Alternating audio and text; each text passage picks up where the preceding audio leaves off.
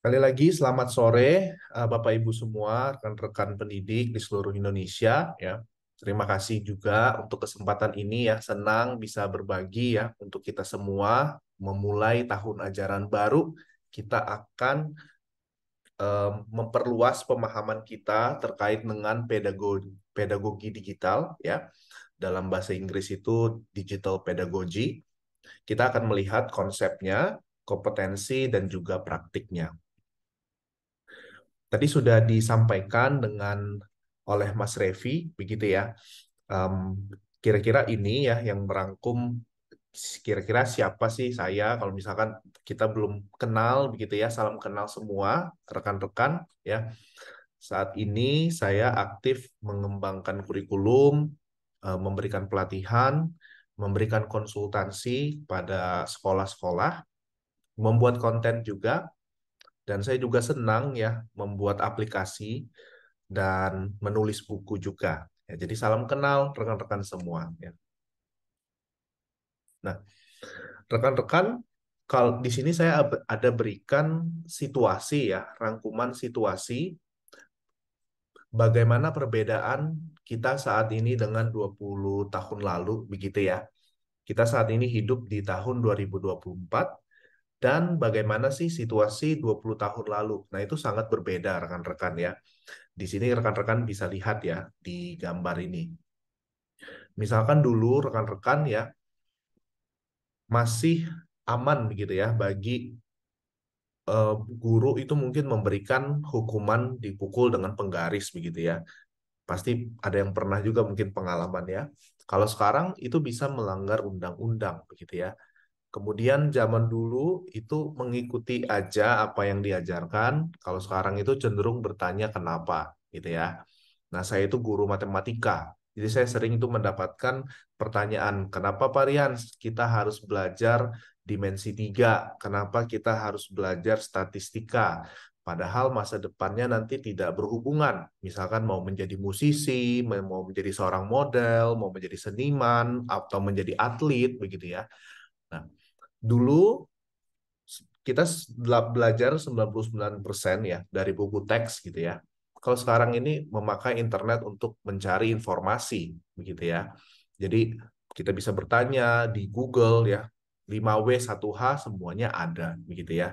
Bahkan sampai informasi-informasi yang premium begitu ya, yang mungkin harganya itu bisa sampai ratusan ribu, jutaan hingga puluhan juta begitu ya.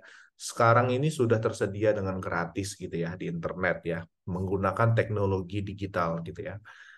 Dan kalau dulu itu yang dipelajari mayoritas faktual, kalau sekarang itu lebih membutuhkan critical dan creative thinking ya. Dulu kelasnya lebih bersifat homogen ya. Sekarang ini kelas inklusif mulai diupayakan. Nah, kelas inklusif ini sinonimnya itu pembelajaran berdiferensiasi ya. Di luar negeri, pembelajaran berdiferensiasi, kelas inklusif itu sudah menjadi makanan mereka sehari-hari sekitar mungkin ya 10-20 tahun lalu. Tapi di Indonesia kita baru baru gembar-gemborkan nih akhir-akhir ini ya terkait kelas inklusif dan pembelajaran berdiferensiasi gitu.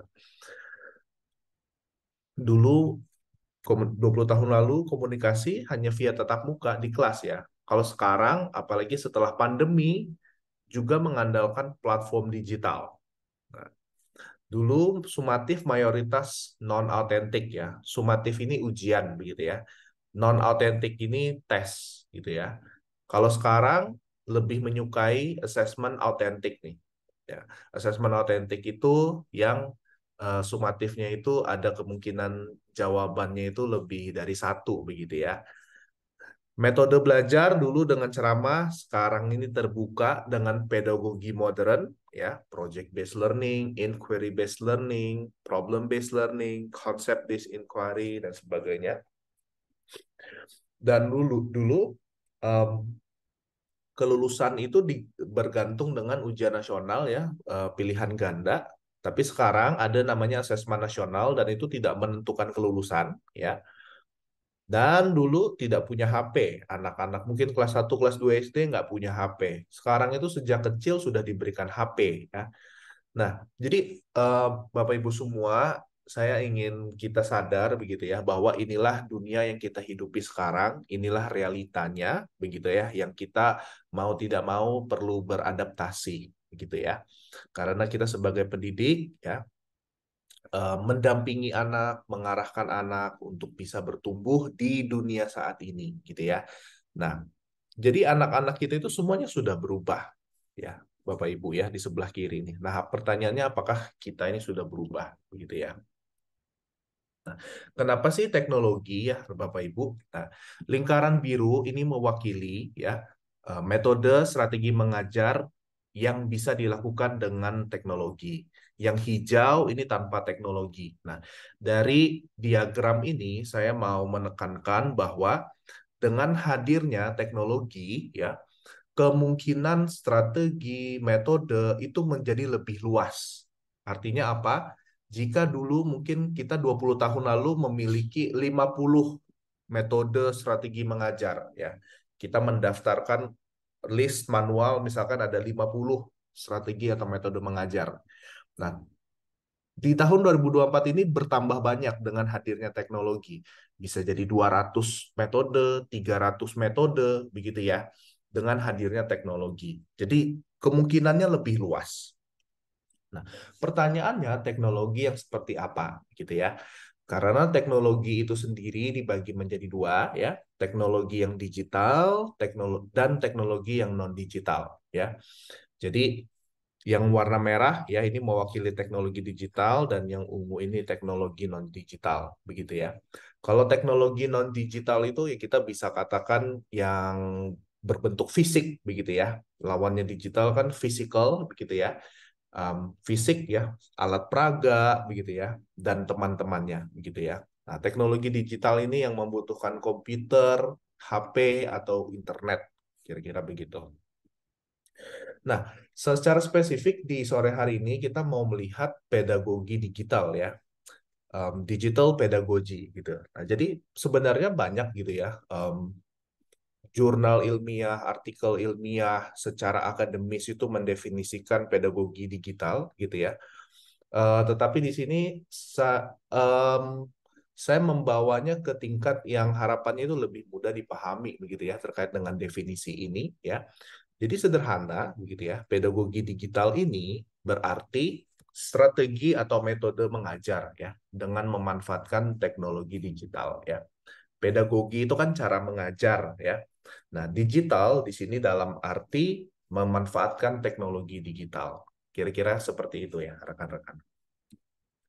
Nah, kenapa pedagogi digital ini muncul ya? Nah, selain dengan perkembangan teknologi ya, ini juga berkembangnya teori belajar seiring waktu, begitu ya. Nah, sejarah itu berkembang bersamaan dengan yang namanya filosofi ya.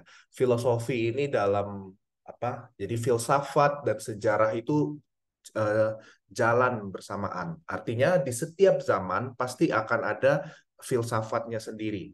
Filsafat di sini dalam kita pahami sebagai teori belajar, begitu ya. Nah, teori belajar ini dimulai dulu itu dari behaviorisme ya. Behaviorisme itu adalah perubahan perilaku dengan pembiasaan ya. Kemudian kognitivisme ya, bagaimana teori pemrosesan informasi dimanfaatkan agar murid itu bisa mengingat informasi hingga long term ya. Kemudian ini ya sebenarnya di zaman modern itu sudah mulai dari 1980 sebenarnya ya karena hadirnya konstruktivisme. Bahkan konstruktivisme ini walaupun dia muncul di akhir abad 20 ya, dia itu tetap menjadi salah satu jantung utama dari pendidikan modern ya di abad ke-21 ini ya, konstruktivisme ini ya. Nah, makanya di sini saya siapkan slide khusus untuk konstruktivisme ini karena memang dia salah satu teori belajar yang vital ya di pendidikan modern ya. Nah, jadi sederhananya konstruktivisme ini ya itu ada di dalam jantung utama pedagogi modern ya. Pedagogi modern itu seperti inquiry based learning, project based learning, problem based learning begitu ya. Dan kesamaan dari semuanya ini student oriented dan student oriented ini adalah bahasa pendidikannya. Tetapi di dalam ya di dalam apa asumsi asumsi yang dipercaya ya mengenai apa itu pendidikan, bagaimana murid harus belajar, di dalamnya itu sebenarnya konstruktivisme. Di dalam konstruktivisme ini kebenaran itu berdasarkan pengalaman dan interaksi sosial ya. Di sebelah kanan ada tabel. Apa sih perbedaannya kelas yang tradisional dan kelas dengan pendekatan konstruktivisme? Yang di sebelah kanan ini beginilah kira-kira kelas di zaman modern ini ya. Kalau mau lihat di Indonesia maupun di negara lain, kira-kira kurang lebih itu seperti ini. Kalau misalkan memang dia sudah pendekatannya itu modern ya. Jadi dalam pendekatan modern konstruktivisme ini pengalaman ya dan interaksi sosial inilah yang mempengaruhi apa yang benar gitu ya. Nah, sehingga bagaimana kita memaksimalkan pengalaman, bagaimana kita memaksimalkan interaksi sosial. Nah, inilah ya yang menjadi konstruktivisme ini ya. Nah, tidak heran sekarang ini populer ya ada project based learning itu untuk memaksimalkan pengalaman. Hands-on project memaksimalkan pengalaman ya. Demonstrasi langsung, praktik langsung untuk memaksimalkan pengalaman. Dan ada juga interaksi sosial, ada diskusi, mencari informasi di internet, ya. Nah, ini semua wujud dari uh, kepercayaan dari konstruktivisme ini ya, kira-kira begitu. Nah, kemudian di abad ke-21 ini ya muncul teori yang baru ya, yang menjadi jantung utama juga dalam pedagogi digital ini, yaitu konektivisme ya. Konektivisme ini didasari karena sekarang sumber informasi itu tidak hanya buku, tetapi bahkan di internet kita bisa menemukan jutaan miliaran informasi, sumber informasi. Nah, sehingga konektivisme ini mengatakan belajar di zaman sekarang ini adalah mengkoneksikan informasi dari berbagai sumber. Oke, dan tentu pembahasan lebih dalamnya nanti dalam konektivisme ini ada sumber yang otoritatif ya, ada yang tidak ya. Otoritatif itu dapat dipercaya gitu ya. Ada sumber yang berkualitas, ada juga yang tidak. Nah, sehingga bagaimana di pembelajaran modern ini kita sebagai pendidik kita bisa mencari begitu ya sumber-sumber informasi tersebut, mengkoneksikannya dan menghadirkannya kepada murid gitu. Nah, ini kira-kira ya konektivisme teori belajar konektivisme ini ya. Di dalam sebuah jaringan informasi begitu ya. Mungkin kita di Indonesia kita bisa langsung belajar dengan murid-murid atau guru di Korea, di Singapura gitu ya. Nah, itu pernah kami lakukan dulu gitu ya. Jadi saat saya mengajar ASEAN, saya mengundang pembicara tamu itu dari 3 negara, dari Korea, dari Singapura, dari Malaysia gitu ya. Dan ada juga saya mendengar sekolah lain yang sampai mereka kunjungan field trip begitu ya, tidak hanya ke dalam negeri tapi juga sampai ke luar negeri gitu ya, ke Malaysia, Singapura begitu ya. Nah, kira-kira seperti itu ya, network ya, belajar dari banyak sumber ya. Dan teknologi ya, teknologi ini memainkan peran kunci begitu ya dalam pembelajaran. Karena kalau misalkan tidak ada teknologi, kita harus melakukannya secara manual gitu ya. Misalkan tadi saya tidak bisa mengundang pembicara tamu gitu ya. Nah, dan nanti berfokusnya sehingga karena informasi sudah banyak, nanti fokusnya ke higher order thinking gitu ya. Keterampilan berpikir tingkat tinggi. Dan murid bisa belajar secara mandiri. Nah, ini dia ya. Dulu mungkin belajar harus dari guru. Kalau sekarang itu bisa menggunakan teknologi secara mandiri gitu ya. Nah, ini kira-kira ya. Jadi hadirnya guru ya, itu lebih tinggi lagi begitu ya. Karena informasi-informasi dasar itu ya, keterampilan dasar itu bisa dibangun sebenarnya melalui penggunaan teknologi ya secara efektif begitu. Ini tren terbaru dalam teknologi pendidikan, ada 10 ya sebenarnya ya.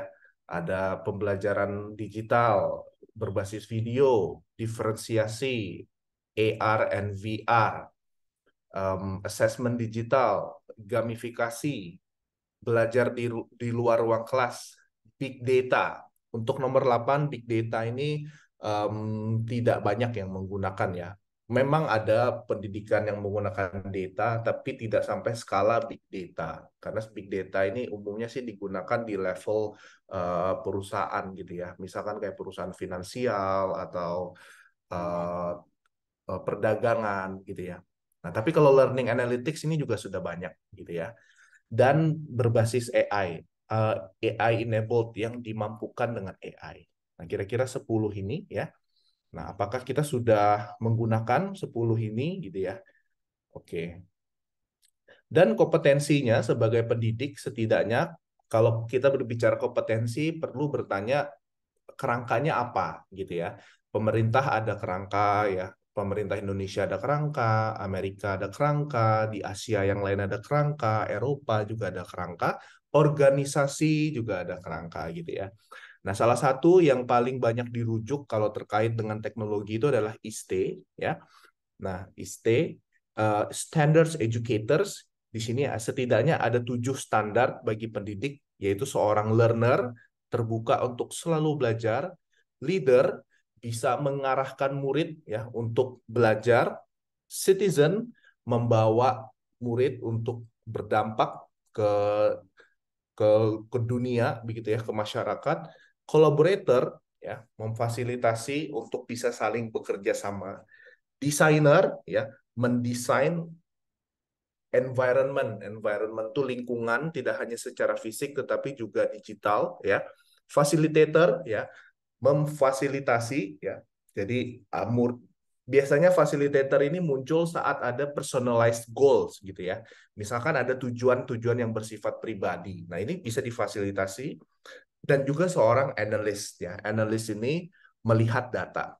Data itu penting ya, tetapi tidak menjadi sarana paling paling utama, paling pertama untuk mengambil keputusan ya. Tetapi penting, perlu melihat data ya, tetapi utamanya perlu mengandalkan critical thinking ya.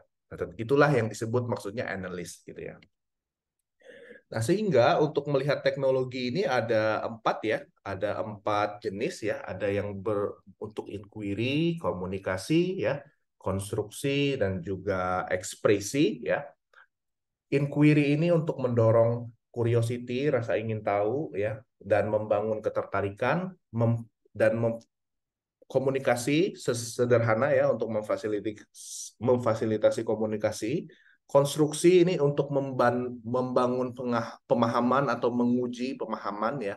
Dan ekspresi ya, ekspresi ini untuk mengejawantahkan pengetahuan ya. Dari pengetahuan itu dari otak ya. Kan kita tidak bisa melihat nih pengetahuan yang ada di otak kita kan. Nah, itu diekspresikan, dijawantahkan melalui menggunakan teknologi digital gitu ya.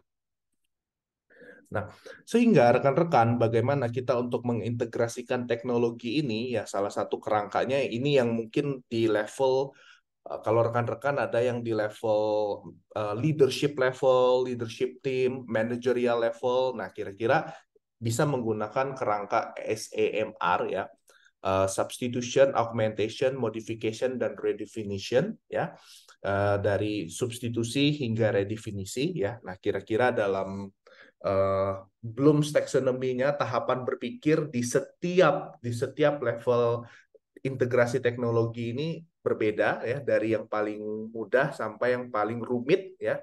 Yang paling mudah ini mungkin berurusan dengan tingkatan level mengingat, hingga yang paling sulit ini membantu murid untuk bisa mengevaluasi atau meng-create suatu hal yang baru menggunakan teknologi. Nah, inilah transformation ya dalam ranah modification sampai redefinition. Oke.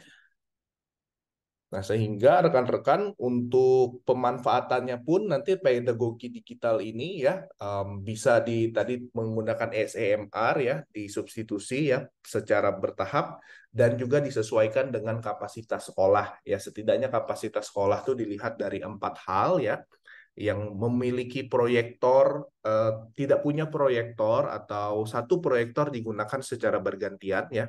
Untuk yang biru ini kondisi saya waktu pertama kali jadi guru ya, itu di satu proyektor digunakan secara bergantian gitu ya. Akhirnya saya dulu buat pakainya teknologi non digital. Nah, kemudian kalau yang hijau, merah sama ungu, nah inilah ranah-ranah dia pedagogi digital ya. Nah, ini lebih lebih bisa digunakan nih pedagogi digital ya. Jadi lebih luas kemungkinannya ya. Jadi 75% nih kalau berdasarkan pos ini 75% lebih banyak gitu ya. Jadi idealnya memang di dalam di sekolah itu setiap murid itu membawa tablet atau membawa komputer, membawa perangkat sendiri. Dan ini tahun terakhir gitu ya, mengajar di kelas itu saya di 2022. Nah, ini kondisi kelas saya waktu itu ngajar kelas 6 ya. Setiap murid itu sudah bawa tablet atau komputer gitu. Sehingga rekan-rekan saya mau tutup untuk sesi saya ini dengan mengutip salah satu kutipan favorit saya dari Albert Einstein ya. Dikatakan adalah sebuah kegilaan ya jika kita melakukan hal yang sama ya terus menerus gitu ya. Tetapi mengharapkan hal yang berbeda gitu ya. Jadi maksudnya adalah jika kita melakukan hal yang sama terus ya pasti hasilnya akan sama gitu. Nah, sehingga jika kita mau ada perubahan ya dalam cara kita mengajar, perubahan dari sisi murid-murid kita, nah mau tidak mau kita harus inovasi, harus melakukan hal yang berbeda karena kita mengharapkan hal yang berbeda. Oke, terima kasih banyak Bapak Ibu semua. Ya, sekian dari saya ya. Semoga itu bisa bermanfaat, bisa memberikan kita semua gambaran besar ya terkait pedagogi digital tersebut. Terima kasih Bapak Ibu. Baik, terima kasih banyak Pak Rian atas pemaparannya yang luar biasa. Jadi kita banyak paham nih ya, apa sih sebenarnya pedagogi digital itu, konsepnya, dan penggunaannya untuk apa. Sejarahnya juga tadi sedikit dibahas, luar biasa banget. Pasti udah banyak banget pertanyaan nih dari rekan-rekan, tapi kita tahan dulu, karena kita akan lanjut dulu mendengarkan materi yang kedua. Terima kasih Pak Rian atas materinya. Oke, baik. Oke, untuk pembicara kedua, kita akan belajar dari Mbak Afinda Akil, selaku Business Manager dari Learning Room. Di sini kita akan belajar mengenai implementasi ya atau best practice dari pedagogi digital itu seperti apa sih yang kita bisa lakukan di kelas saat belajar atau mengajar. Tadi kita sudah belajar konsepnya dan sekarang kita belajar untuk mempraktikannya. Silakan kepada Mbak Afinda. Oke, wah selamat sore rekan-rekan guru semuanya. Apa kabar? Saya sangat-sangat excited nih ketemu Bapak Ibu guru semua di sini. Waduh, luar biasa sekali. Tadi saya lihat nih di Zoom-nya ada yang dari Aceh, ada yang juga dari Papua Barat. Luar biasa nih ya, dari Sabang sampai Merauke semuanya ada di sini. Yang excited saya mau lihat dong, lambaikan tangannya di depan kamera kayak gini. Yang super excited, wah luar biasa Pak Ari, sangat excited Bu Hesti, Bu Hindun, luar biasa. Ini walaupun kalau yang di daerah Papua mungkin udah jam 6, tapi masih luar biasa sekali ya, capek-capek ngajar, masih mau terus belajar juga. Oke, saya akan share screen, Bapak Ibu sekalian. Nanti izinkan saya di sini bukan untuk bukan untuk ngajarin Bapak Ibu lah ya. Udah pasti di sini saya banyak belajar dari Bapak Ibu juga. Jadi saya mau sharing-sharing aja nih, gimana sih manfaatnya penerapan digital pedagogi di sekolah, spesifiknya menggunakan Learning Room. Oke, tadi ada sedikit rules webinar yang sudah disampaikan juga oleh Mas Revi. Nah, tapi ada sedikit rules tambahan ya ketika di sesi saya. Pertama, Bapak Ibu wajib open cam. Wah, kenapa? Karena saya mau lihat wajah yang ganteng dan cantik-cantiknya ini nih, yang walaupun udah capek-capek ngajar gitu ya, tapi luar biasa masih semangat. Boleh nih, wah aku udah ngelihat ada beberapa Bapak Ibu yang langsung open cam. Boleh banget nih Bapak Ibu yang masih belum open cam, saya masih mau lihat nih wajah ganteng dan cantiknya nih. Luar biasa. Oke, nah nanti juga ada icon yang akan muncul di slide-nya saya, dan ketika ada icon itu, Bapak Ibu wajib untuk berpartisipasi di chat box. Nah, kalau gitu saya coba cek dulu nih, Bapak Ibu udah terbiasa belum menggunakan chat box-nya. Coba Bapak Ibu boleh ditulis rata-rata dari sekolah mana nih. Misalkan Bu Hindun, boleh ditulis nama sekolahnya di chat box. Atau Pak Ari, tulis nama sekolahnya di chat box. Saya mau lihat nih, rata-rata Bapak Ibu dari sekolah mana? Wah, ada yang dari SD Mawar Saron, ada yang dari SMP, boleh di-share. SD apa, SMP apa? Wah, luar biasa banyak sekali. Boleh, saya masih tunggu beberapa. Oke, sip, chat box-nya di close dulu. Nanti kita akan ada sesi selanjutnya Bapak Ibu ya. Selain itu, saya mau minta partisipasi Bapak Ibu untuk sedikit aktif atau partisipasi 100%, karena saya percaya ini sebagai edukator kita harus selalu kasih partisipasi 100% biar murid-murid kita juga selalu partisipasi 100%. Oke, yang sudah ready dengan sesinya boleh kasih jempolnya di depan kamera, Bapak Ibu. Kasih jempolnya, luar biasa. Oke, sip. Nah, jadi tadi mau share sedikit juga gitu kan, Bapak Ibu. Nanti aku bakal minta tolong partisipasinya lewat reaction. Reactionnya bisa real, ada wave ke kamera, lambaikan tangan ke kamera, atau misalkan jempolnya ke kamera, atau reactionnya ada juga di bawah reaction by Zoom, yang jempol ataupun yang wave. Nah, sekarang saya mau belajar nih dari Bapak Ibu. Saya bakal kasih dua pilihan. Saya pengen tahu mana tantangan yang paling menantang Bapak Ibu guru sebagai seorang guru. Yang pertama, kalau misalkan ini adalah tantangan yang paling besar di antara dua pilihan, boleh kasih reaction yang di bawah atau boleh lambaikan tangannya juga. Oke, ada dua pilihan nih. Menurut Bapak Ibu, mana tantangan yang paling menantang? Apakah menghadapi murid yang hiperaktif atau menghadapi murid yang kecanduan game online? Mana yang paling menantang nih? Boleh. Kalau yang merasa yang paling menantang adalah menghadapi murid yang hiperaktif, boleh kasih reaction yang sama. Atau misalkan kalau yang open cam, boleh kasih lambaikan tangannya. Nice, nice. Rata-rata mungkin kasih jempol, boleh yang merasa menghadapi murid yang kecanduan game online tuh jauh-jauh lebih sulit. Jauh lebih menantang ya kalau kita bahasanya. Oke, terima kasih banyak Bapak Ibu udah kasih reaction. Selanjutnya nih, saya mau tanya lagi. Dari dua pilihan ini, mana tantangan yang paling menantang buat Bapak Ibu guru? Pertama, menghadapi murid yang senang mencontek. Kalau misalkan ini pilihannya boleh kasih reaction yang sama atau kasih wave ke kamera. Atau menghadapi murid yang senang ngebully di media sosial. Mana nih Bapak Ibu, tantangan yang paling besar? Oke, banyak yang kasih jempol ya. Ternyata ya kayaknya sulit sekali nih kalau misalkan udah ada bully-bully di sosial media ya. Oke, pertanyaan terakhir nih Bapak Ibu. Mana tantangan yang paling menantang, mengerjakan administrasi secara manual yang menumpuk atau harus mempelajari teknologi yang terus menerus terbarukan gitu ya untuk bisa diterapkan di dalam ruang kelas. Nah, kalau misalkan yang bilang bahwa teknologi yang lebih menantang, boleh kasih reaction jempol atau kasih jempolnya di depan kamera seperti ini. Nice, terima kasih Bu Hindun, Pak Wayan gitu ya. Atau kalau yang rasa kayaknya ngerjain administrasi secara manual tuh yang lebih susah ya. Oke, tadi kalau ngelihat surveinya nih, ternyata rata-rata banyaknya yang ngerasa kayaknya mempelajari sesuatu hal yang berupa berhubungan dengan teknologi atau yang tadi bully di sosial media dan juga kecanduan game online tuh jauh lebih menantang ya.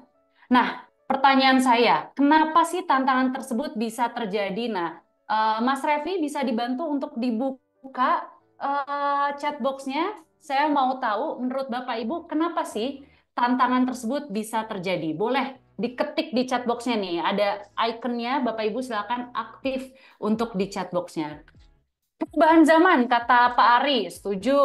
Ada lagi Bapak Ibu, tantangan-tantangan tadi karena pengaruh teknologi. Betul, karena kurang pengawasan dari orang tua. Ada lagi mungkin Bapak Ibu, menurut Bapak Ibu kenapa sih tantangan tersebut bisa terjadi? Wah, salah satunya ada yang bilang perkembangan iptek, globalisasi yang pesat, zaman yang mulai maju, luar biasa, pengaruh zaman sesuai zamannya. Oke, sip, boleh ditutup chatbox-nya, Mas Revi. Setuju banget nih dengan Bapak Ibu sekalian gitu ya, dari yang tadi udah disampaikan gitu. Bahwa ternyata world is changing. Tadi Mas Rian, trainer dari luar biasa sekali ya, saya idola Mas Rian BTW, juga udah nge-share gitu. Bahwa zaman itu sudah berubah dari 20 tahun yang lalu gitu ya, di 2004 terus di sekarang 2024 banyak sekali perubahannya. Ya setuju banget, zaman dulu Bapak Ibu kita kalau misalkan ngajar itu masih menggunakan papan tulis. Tapi zaman sekarang murid-murid kita sudah terbiasa menggunakan yang namanya teknologi. Di sini digambarkan ya semuanya pakai yang namanya laptop. Yes, world is changing. Kelihatannya dari apa? Dulu Bapak Ibu ya, kalau kita zaman menghadapi murid-murid kita yang bolos, itu harus loncat pagar gitu ya, untuk bisa bolos. Tapi kalau zaman sekarang, bolos itu ditandai dengan unmute dan start videonya di offin. Nah, ini Bapak Ibu yang masih belum open cam, boleh nih di open cam ya, jangan dikira anggap bolos ya. Karena di Bolos 2024 katanya tuh kayak gini konsepnya. Selain itu, world is changing karena apa? Dulu kita kerjain RPP-nya itu, wah banyak banget nih Bapak Ibu gitu yang harus ditulis secara manual. Tapi sekarang semuanya udah pakai yang namanya platform Merdeka Mengajar. Jadi yes, berubah, dunia sudah berubah dan begitu juga dengan pendidikan. Oke, so pertanyaannya nih Bapak Ibu siap-siap taruh lagi tangannya di chat box ya. Ingat ada partisipan teraktif nih katanya nih kalau tadi Mas Revi bilang ya. Pertanyaan berikutnya adalah gimana sih kita sebagai seorang guru bisa bertransformasi dan menyesuaikan zaman? Boleh dibuka chat boxnya Mas Revi. Menurut Bapak Ibu, gimana nih kita sebagai guru bisa bertransformasi dan menyesuaikan zaman? Apakah terus belajar? Kalau kata Mas Ari, segera update. Wah, setuju banget. Growing terus ya. Terus belajar, tidak alergi terhadap perubahan. Wah, saya suka banget nih kata-katanya Bapak Ibu Nida. Menjadi pembelajar sepanjang hayat atau bahasa kerennya long life learner gitu ya Bapak Ibu ya. Adaptasi, kurang lebih keren banget. Kira-kira kita harus memanfaatkan apa ya Bapak Ibu ya untuk akhirnya bisa terus bertransformasi nih, apa yang terus kita bisa manfaatkan gitu ya dari semua yang Bapak Ibu tadi udah share gitu.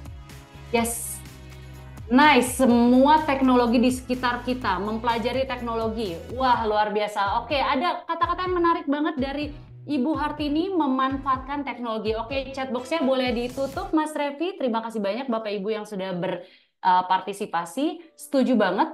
Menurut saya dari kita sebagai guru memang harus terus up to date, memang harus terus belajar. Dan kita nih sebagai Bapak Ibu guru ternyata juga bisa loh memanfaatkan yang namanya teknologi dalam proses pembelajaran itu sendiri. Karena jangan sampai teknologinya udah up to date terus, kitanya juga up to date tapi kitanya nggak manfaatin teknologi tersebut.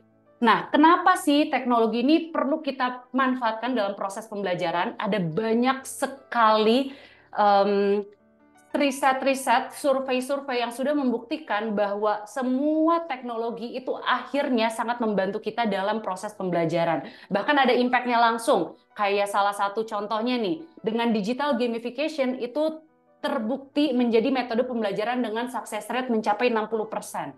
Atau e-learning meningkatkan tingkat retensi pembelajaran antara 25% hingga 60%. Bahkan 62% guru percaya bahwa penggunaan teknologi di dalam kelas adalah cara yang bagus untuk meningkatkan engagement siswa. Jadi dari semua riset puluhan tahun ini gitu ya Bapak Ibu dari 10 tahun terakhir sudah membuktikan bahwa ternyata pemanfaatan teknologi itu sendiri bisa berimpact langsung terhadap proses pembelajaran dan hasil dari pembelajaran itu sendiri. Nah, sekarang saya mau minta waktunya deh Bapak Ibu nih karena mumpung sore-sore ya kayaknya udah capek ngajar juga ya dari siang gitu ya. Mungkin yang udah di daerah WIT atau WITA nih udah sangat-sangat sore gitu ya. Mungkin kita mau mempraktekkan langsung nih. Seperti apa sih konsep penerapan teknologi ini dalam menyukseskan pembelajaran. Jadi saya butuh satu orang untuk menjadi volunteer dalam sesi ini. Ini 3 menit aja gamesnya. Nanti volunteer tersebut akan di-chat secara private oleh saya. Nanti volunteer tersebut harus memperagakan satu kalimat tersebut tanpa bersuara. Dan peserta webinar yang lain nanti harus menebak satu kalimat peserta tersebut di dalam chat box-nya. Nah, coba saya stop share dulu deh. Biar tahu nih Bapak Ibu kira-kira ada yang mau menjadi volunteer di sesi kali ini boleh raise hand. Ini udah ada 2 nih yang raise hand. Mungkin Ibu Hesti boleh jadi volunteer ya Ibu ya. Boleh dikasih jempolnya di depan kamera Bu. Boleh, oke siap. Oke, saya bantu spotlight ya Ibu ya. Oke, jadi saya akan kirim nih Bu satu kalimat yang nanti Ibu harus peragakan tanpa berbicara ya. Jadi harus unmute ya Bapak Ibu ya. Nanti Ibu peragakan langsung kalimat tersebut. Kira-kira ada yang bisa menebak tidak ya? Apa kalimat tersebut? Saya coba chat Ibu ya. Bentar. Ibu Hesti, sebentar. Saya chat ini ya ke Ibu secara private. Oke. Boleh, Ibu sudah melihat chat box-nya? Ada chat dari saya, Bu? Oke? Oke, kita kasih waktu 1 menit untuk Ibu bisa memperagakan nih. Kira-kira yang saya tulis itu apa? Nanti peserta yang lain tolong dilihat ya, tolong disimak karena nanti harus menebak nih. Boleh, Bu Hesti? Pakai peragaan, Bu, jangan pakai kata-kata.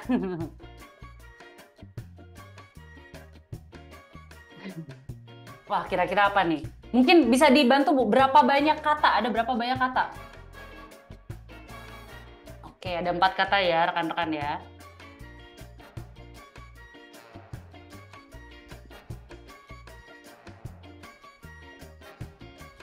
Wah, kayaknya tertebak sekali nih Bu Hesti nih. Coba sekali lagi Bu Hesti, boleh nih?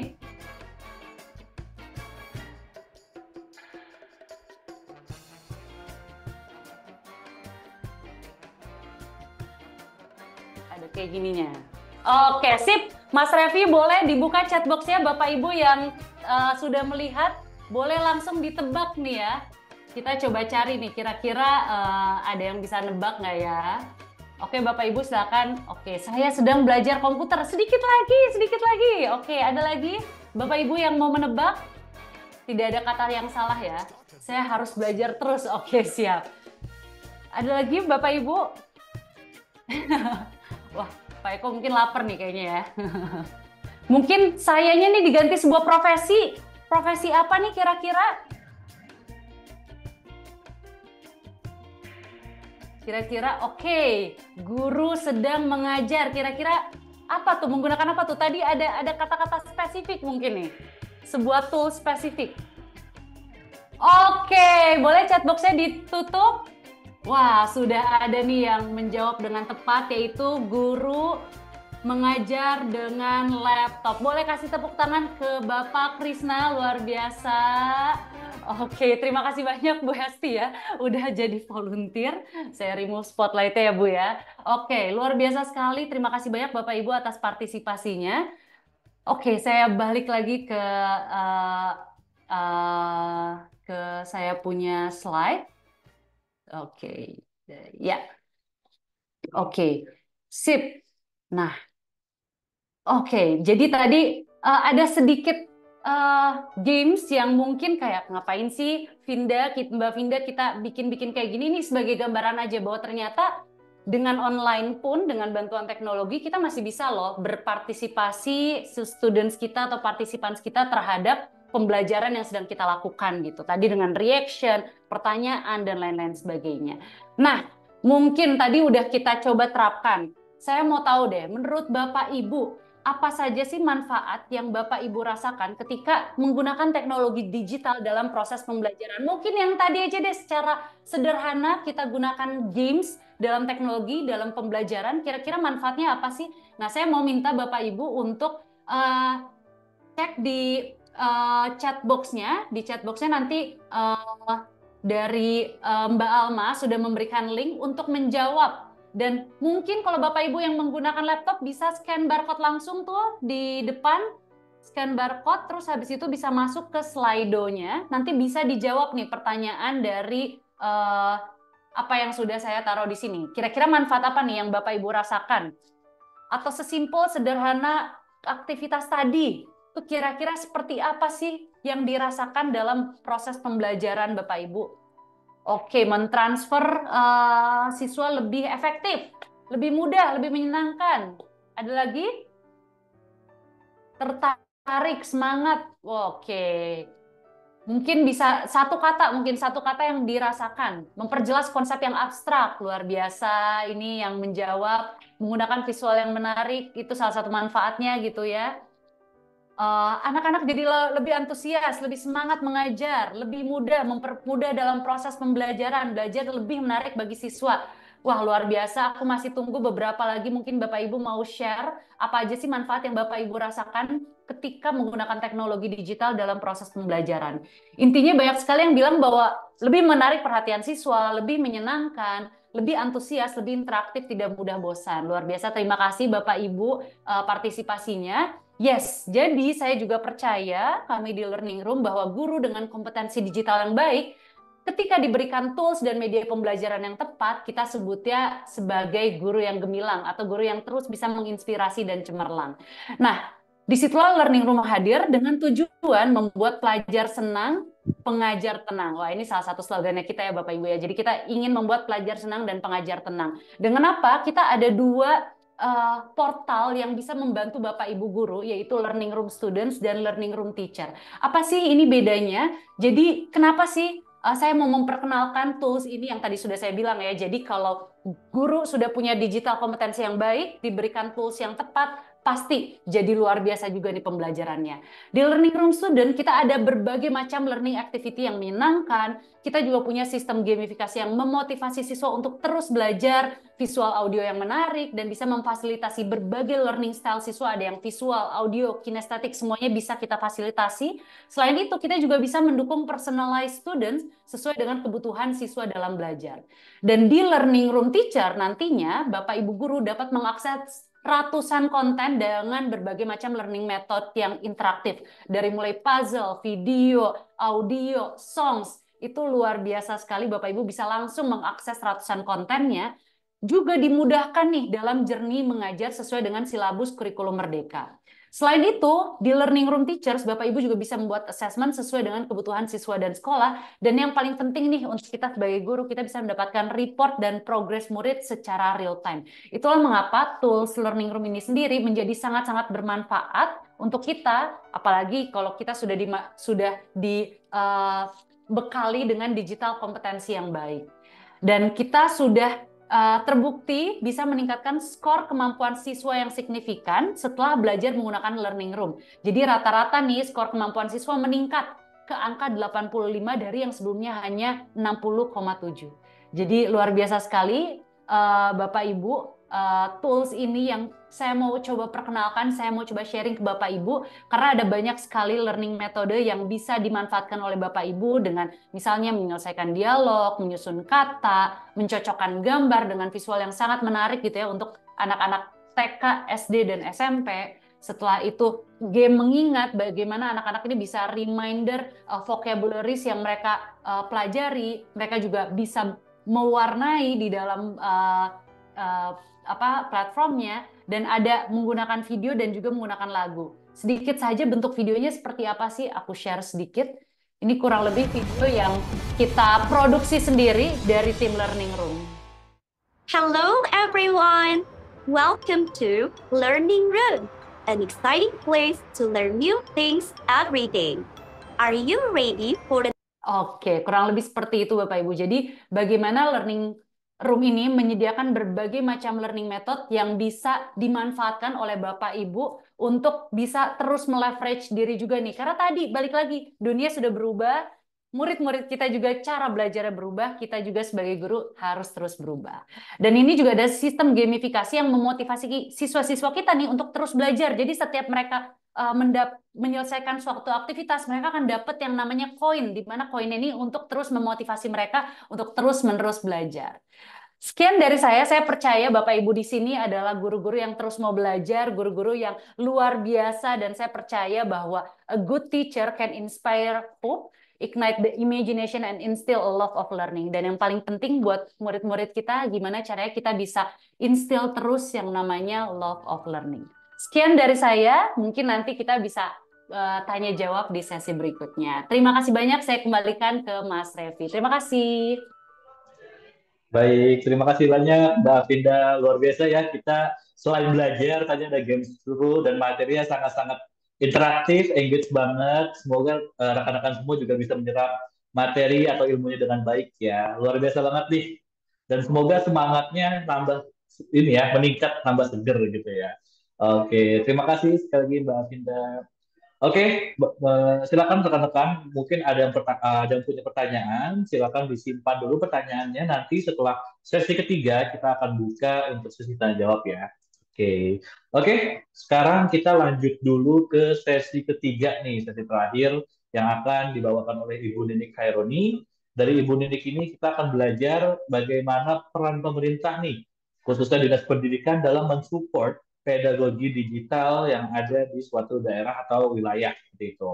Jadi kita udah belajar nih konsep dasarnya dari Parian, kemudian best practice atau implementasinya oleh Mbak Afinda, dan peran pemerintah nih untuk mendukung ekosistem sekolah yang tanggap akan pedagogi digital ini akan seperti apa. Oke, tanpa berlama-lama lagi, kita akan belajar langsung dengan Ibu Ninik selaku Kepala Bidang Pembinaan SD Kabupaten Kendal. Kepada Ibu Ninik dipersilakan, Bu. Ya, terima kasih Mas Revi. Assalamualaikum warahmatullahi wabarakatuh. Rekan-rekan semua, Bapak Ibu guru ataupun siapapun yang hadir di ruang webinar kita kali ini, saya mengucapkan terima kasih sekali diizinkan bergabung bersama rekan-rekan semua di seluruh daerah di seluruh Indonesia ya. Kalau saya lihat tadi dari berbagai chat sejak awal saya mengikuti kegiatan webinar ini. Dua narasumber yang sudah hadir di antara kita semuanya tadi membuat saya pribadi ini yang masih terus belajar ini bisa mendapatkan ilmu baru terkait bagaimana perkembangan digitalisasi pendidikan yang bisa mungkin kita adop bersama. Nah, pada sesi yang diberikan kepada saya kali ini, saya bercerita saja ya Mas Revi ya, Mbak Afinda dan Mas Rian. Kami dari sisi Dinas Pendidikan dan Kebudayaan tentunya menginginkan layanan pendidikan yang sebaik-baiknya, yang tentunya update dengan seluruh keadaan, seluruh situasi yang saat ini ada di sekitar kita dan memang harus diterima oleh anak-anak didik kita. Nah, akan saya ceritakan apa yang sudah saya lakukan saja di Dinas Pendidikan dan Kebudayaan Kabupaten Kendal, bagaimana kami Dinas Pendidikan mengupayakan bagaimana layanan kepada peserta didik ini semakin meningkat, kemudian juga sesuai dengan program pemerintah, sesuai dengan kebijakan pemerintah dan transformasi pendidikan yang saat ini sedang digalakkan. Izin share screen kami ya Bapak Ibu.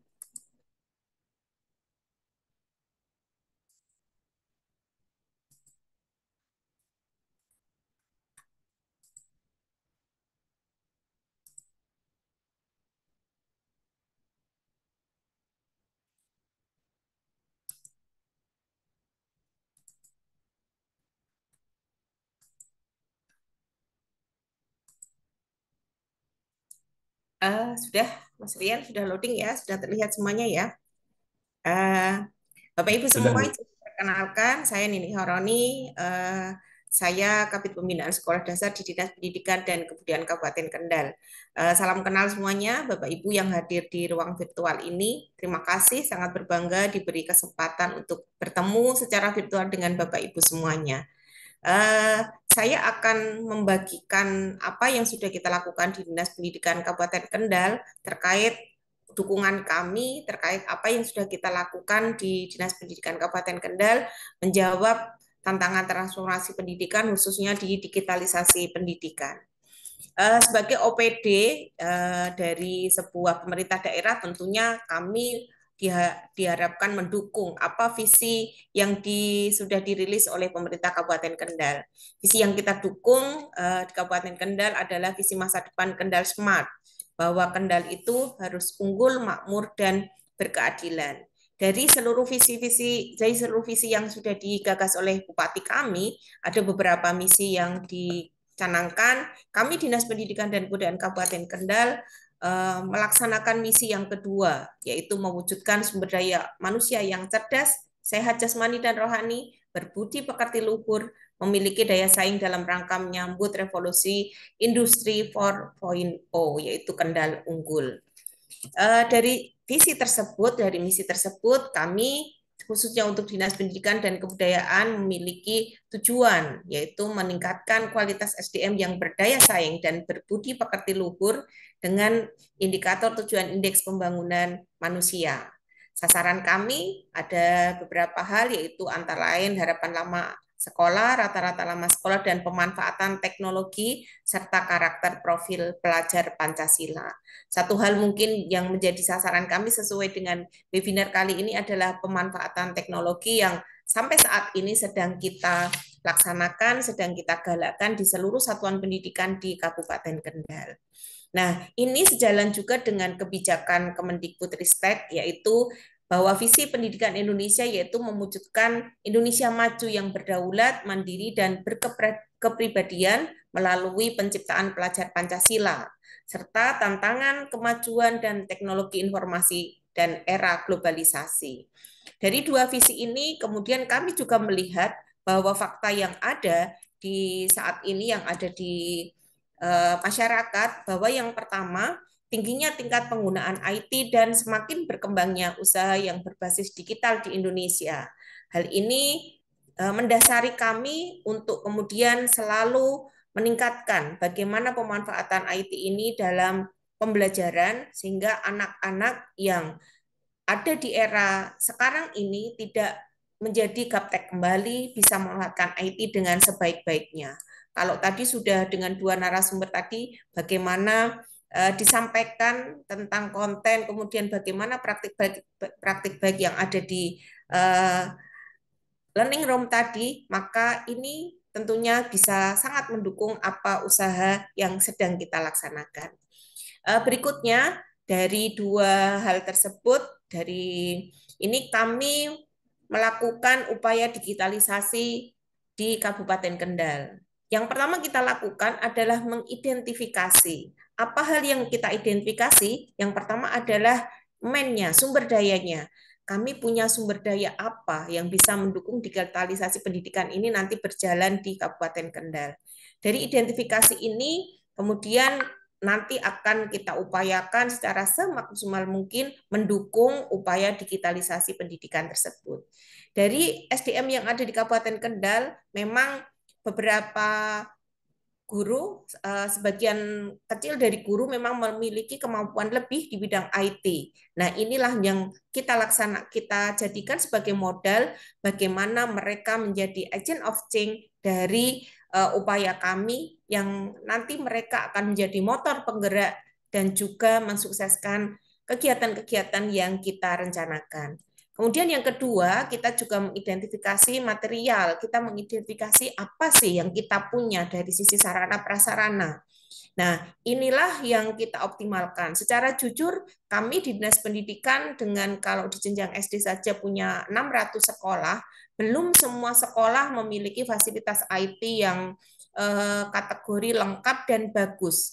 Di samping itu, kami juga terkendala bahwa fasilitas IT itu tidak bisa dilaksanakan semaksimal mungkin. Yang ketiga adalah uang.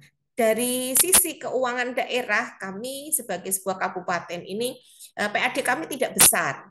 PAD kami ini masih harus menopang berbagai macam permasalahan di pemerintah daerah, sehingga untuk mensupport bagaimana IT kita lengkapi ini sangat terbatas. Lalu kami juga mengidentifikasi stakeholder yang mungkin bisa bekerja sama dengan kami. Siapa saja, entah itu NGO, entah itu lembaga swadaya masyarakat yang lain, ini kita identifikasi juga. Sehingga harapan kami dengan hasil identifikasi itu, kami bisa membuat suatu kebijakan, membuat suatu langkah bagaimana kami tetap bisa melakukan digitalisasi pendidikan dengan memanfaatkan seluruh aset, seluruh sumber daya yang ada dengan semaksimal mungkin. Dari hasil identifikasi itu, kemudian kami melakukan berbagai langkah. Yang pertama adalah optimalisasi sumber daya. Sumber daya yang ada, kita data, kita klarifikasi, kemudian kita juga kelompokkan, sehingga nanti mereka masing-masing akan memiliki tugas sesuai dengan kompetensinya. Kemudian kita juga membangun kolaborasi antar OPD yang kita bisa libatkan untuk mendukung digitalisasi pendidikan ini. Lalu kita juga menjalin kemitraan. Salah satu kemitraan yang kami laksanakan adalah bermitra dengan learning room ini. Jadi anak-anak kami saat ini untuk jenjang SD dan SMP sudah bisa menikmati beberapa layanan dari learning room, walaupun ini nanti belum semua sekolah yang bisa mengakses, dan ini nanti menjadi program kami ke depan agar bisa memanfaatkan semaksimal mungkin. Dari 3 langkah tersebut, kami mulailah melakukan upaya digitalisasi pendidikan di Kabupaten Kendal. Berikutnya, setelah kita melakukan identifikasi kemudian menentukan langkah tersebut, kita melakukan berbagai macam upaya dukungan kami dari Dinas Pendidikan sebagai bentuk nyata, aksi nyata bagaimana kami mendorong digitalisasi pendidikan di Kabupaten Kendal. Dalam upaya itu kita melakukan pelatihan, workshop, dan bimbingan teknis. Beberapa yang kita lakukan adalah pelatihan pengembangan konten digital pembelajaran, karena kami punya teman-teman yang jadi pembatik, kemudian juga jadi Google Master Trainer, co-kapten, yang itu semua menjadi modal kami. Juga kami melakukan pelatihan pemanfaatan Chromebook untuk pembelajaran. Chromebook yang ada di satuan pendidikan yang selama ini hanya dimanfaatkan untuk asesmen nasional, sekarang ini sedang kita maksimalkan agar Chromebook itu bisa dipakai untuk pembelajaran maupun untuk perpustakaan. Lalu pelatihan penggunaan aplikasi bidang pendidikan, berbagai macam aplikasi itu diharapkan bisa familiar dipakai oleh para guru sehingga bisa dimanfaatkan maksimal. Juga Bintek pemanfaatan IT untuk pembelajaran. Saat ini memang beberapa guru yang ada di Kabupaten Kendal ini sudah dengan berbagai macam upaya peningkatan kompetensi yang mereka lakukan secara mandiri, mereka memiliki bagaimana banyak sekali aplikasi yang bisa dimanfaatkan untuk pembelajaran, baik itu untuk pemenuhan administrasinya maupun untuk pelaksanaan pembelajaran. Dan ini mereka-mereka itu kita beri ruang, kita beri kesempatan untuk berbagi kepada teman-temannya, baik itu secara luring maupun secara daring. Untuk peningkatan sarpras pun juga kita dorong semaksimal mungkin. Kemudian kita juga melakukan penguatan gerakan literasi numerasi berbasis digital karena dua hal itu, yaitu literasi numerasi ini menjadi fokus dari hasil belajar yang harus kita capai agar profil pendidikan daerah maupun profil pendidikan sekolah bisa semakin baik. Lalu kami juga melakukan digitalisasi perpustakaan sekolah. Tidak kita pungkiri saat ini bahan bacaan siswa itu sangat berkurang di sekolah-sekolah kami karena kami sudah cukup lama juga tidak ada bantuan buku kepada sekolah, maka kita lakukan upaya digitalisasi perpustakaan sekolah dengan memanfaatkan IT yang ada. Lalu kita juga melakukan upaya penyediaan dana walaupun tidak banyak untuk bantuan sarpras berupa tablet maupun dari Chromebook untuk satuan pendidikan. Ini semua kita lakukan agar pendidik, siswa di Kabupaten Kendal juga tidak tertinggal dari transformasi pendidikan yang dilaksanakan oleh pemerintah ini. Nah, tentunya dari hal yang kita lakukan ini kami juga ketemu tantangan dan kendala. Tantangan yang kita dapatkan itu memang juga dari intern, kami Dinas Pendidikan sendiri juga dari ekstern. Tentunya ketika sebuah program baru kita laksanakan, kita butuh support, butuh effort sendiri dari kami dari sisi dalam Dinas Pendidikan. Nah, ini membutuhkan tantangan bagaimana kami mengajak seluruh staf yang ada di Dinas Pendidikan untuk mensupport kegiatan ini. Karena tentunya ini kegiatan yang out of the box, keluar dari kebiasaan yang kita lakukan. Kemudian dari ekstern juga kita harus meyakinkan kepada OPD lain yang memegang kebijakan untuk sisi pendanaan dan yang lain-lain, kita juga harus bisa menyampaikan kepada mereka bahwa kegiatan ini memang diperlukan ketika kita menginginkan SDM unggul bisa dicapai di Kabupaten Kendal.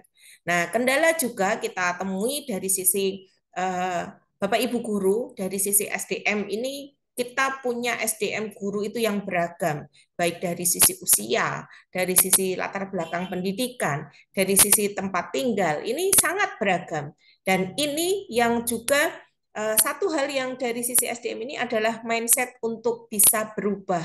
Ini yang sampai sekarang pun menjadi PR yang sangat besar bagi kami Dinas Pendidikan, bagaimana mengajak guru itu untuk terus mau belajar, sehingga apa yang diterima anak-anak ini semakin berubah, semakin inovatif, semakin dinamis, dan pembelajaran bisa semakin menyenangkan.